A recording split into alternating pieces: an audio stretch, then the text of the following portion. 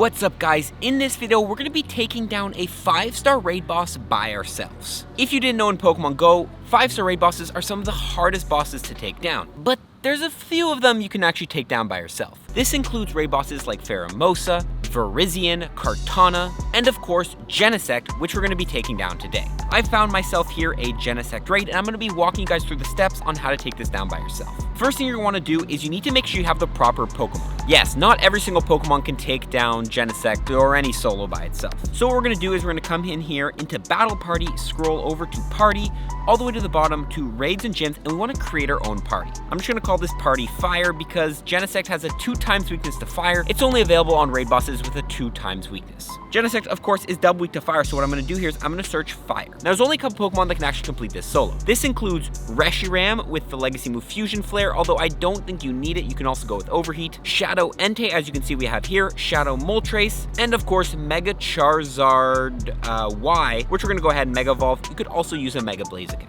I believe you need those Pokemon at level 40 or level 50 to complete this solo, which is what we're going to do today. So what I'm going to do here is I'm going to have my Charizard, which I'm going to Mega Evolve in the front. Then I'm going to have 2 Shadow Moltres, a Shadow Entei, Reshiram, and then my other Reshiram. Next up, very important, Mega Evolve my Mega Charizard, and there you go. You want to use the Mega Charizard Y, it's stronger. And then also, since this Charizard is best buddied, I do want to actually turn it into my buddy to get that extra boost, because the buddy boost will make your Pokemon 1 level higher, meaning they're stronger. We want to make sure we're taking advantage of all the strength we can when we're taking down a raid boss by ourselves. So there you go, Buddy Boost will be active. As you can see, the Charizard now has a max CP of 5,097. Next thing, you want to use Weather Boost to your advantage. So I've waited here for sunny weather, in which you'll see these Pokemon types are stronger, appear more frequently, and give us Stardust Boost when caught. So Fire type Pokemon in sunny weather will do more damage, which is why we've waited here for sunny weather to go ahead and take down Genesect. Now all I gotta do is go ahead and lobby up, and we'll scroll over to our battle party we have set here.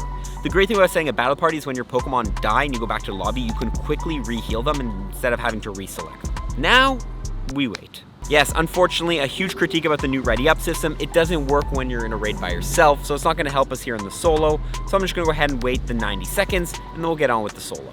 While I'm waiting, I will say I have attempted this Genesect solo before and have completely failed it. So this will actually be my first time ever soloing a 5-star raid boss, so I'm excited to see if we can take it down. I will also mention, for anyone who's curious about the levels, our Charizard Y is level 50, the 2 Moltres are level 40, Entei is level 40, the first Reshiram is level 50, the second Reshiram is level 40. I don't believe you need level 50s to do this, but you do need the correct Pokemon. Just goes to show, investing in the right Mons is more important than having a higher level Pokemon.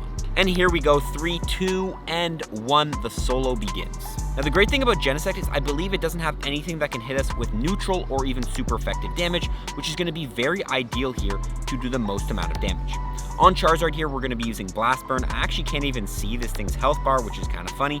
And this Genesect has X-Scissor, which is very ideal for us because we actually double resist that move. Pretty much though, for the solo, it's very simple. You're just going to go ahead and tap the screen and just throw off your charge moves. In a situation like this, I don't think dodging is that worth it because the damage is just so little that the extra fast moves you miss out on by trying to dodge the raid boss's charge moves is not going to be ideal. However, I do have a video on how to dodge, which I will link at the end of this video if you're curious about that. So here we go, down goes the Genesect. We're about 40 seconds in. A raid boss will be 5 minutes to take down a raid boss, so we have a bunch of time here, and we pretty much just want to spam the charge moves. That's something I find interesting about Pokemon Go is the raiding aspect. It's very simple for everyone to get into it and do it. It's not very complicated at all, which I guess is good. Lets more people play it, but really this is not going to be much fun for me. Nonetheless, as you can see, Charizard is doing amazing damage here, and it's probably going to be doing the most damage out of all the Pokemon, but there you go, it already took out probably what, that's 1/3 of the raid boss's health. Now here we go, we're in with the Moltres. Again, double resisting these X-Scissors is amazing for us. You'll notice as well, the Overheat does a lot more damage than the Blast Burn, but Blast Burn is just such an oppressive move. Nonetheless, so here we're just going to continue tapping. It's a tap, tap, tap game. Now, what you're looking for to successfully complete the solo is you want to look at 50% of the raid boss's health before 150 seconds. 150 seconds is going to be the halfway point here of the raid boss. So we want to make sure we actually have this in the yellow. It's not in the yellow yet. Before 150 seconds. There you go, we're in the yellow 170 seconds, so we're on a good pace. The one scary part of this though is that as the raid boss goes down, we end up using less and less effective counters. Like the Mega Charizard is going to be a lot more effective of a counter. So at one point here, I might actually even consider backing out to re-heal the Mega Charizard and use that, because it's just going to be doing more damage. So here we go. We're taking down the Genesect. We got him in the yellow. 150 seconds have just passed. So that is officially the halfway point. Come on, get this overheat off. Beautiful. I think once I hit, oh, it just healed a little there. I will say raids can be very glitchy, in which sometimes doesn't give you exactly, what is going on here with this move?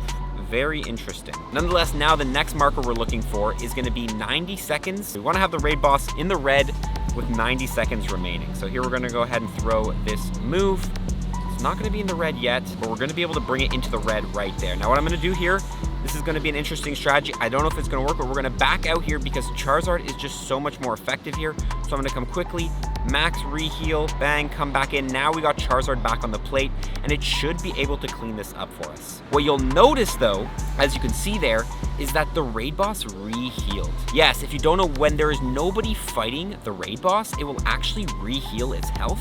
So that's why it's kind of tough to solo, because when you are in that lobby re-healing your health, the raid boss is actually healing itself. Nonetheless though, I think Charizard should be able to bring this home for us, hopefully, and we're just gonna go ahead and keep spamming these blast burns. We have about a minute left, and this Genesect is super, super low. I think it's really gonna come down to if our Charizard can survive these X scissors here, because we need to get about 5 more of these blast burns off. So can we survive the X scissor spam, or will the blast burn remain superior? Let's see here. We're going ahead. We're throwing the blast burns. This is going to be a tight one. I do believe you actually need to get rid of the Genesect around a certain amount of time, but can we get the move off? Yes, we can. It's super low now. We got 30 seconds. I think we should be able to do this no problem with just the fast moves alone, but I'll throw a Sky Attack. No, there you go. Genesect officially down by ourselves. The Genesect solo. I guess you don't need people to raid with anymore. Super tight, could have been probably closer, but we still took it down. 56 raids, and can we get a shiny for all of our efforts? Come on. No, we cannot, unfortunately. The hundo is not that either. There you go though, Genesect caught in the Pokeball, and there it is. That is the Genesect solo. Hey, pretty good IVs actually. In honor of this solo, I will name it solo, because I don't know how much I'm going to be doing this. At the end of the day, it is more effective to raid with friends. It's just faster, you get more shiny checks, you get more 100% IV checks. So this is probably not the best strategy, but it is a fun challenge. Let me know if you're going to be trying it yourself. Let me know if you've successfully done it, and let me know if you want to see me attempt some solos on some other soloable raid bosses. Oh yeah, actually I forget, Rayquaza is actually technically soloable nowadays. That would be a fun one. We'll see you guys in the next one. Follow participant buddy. Peace.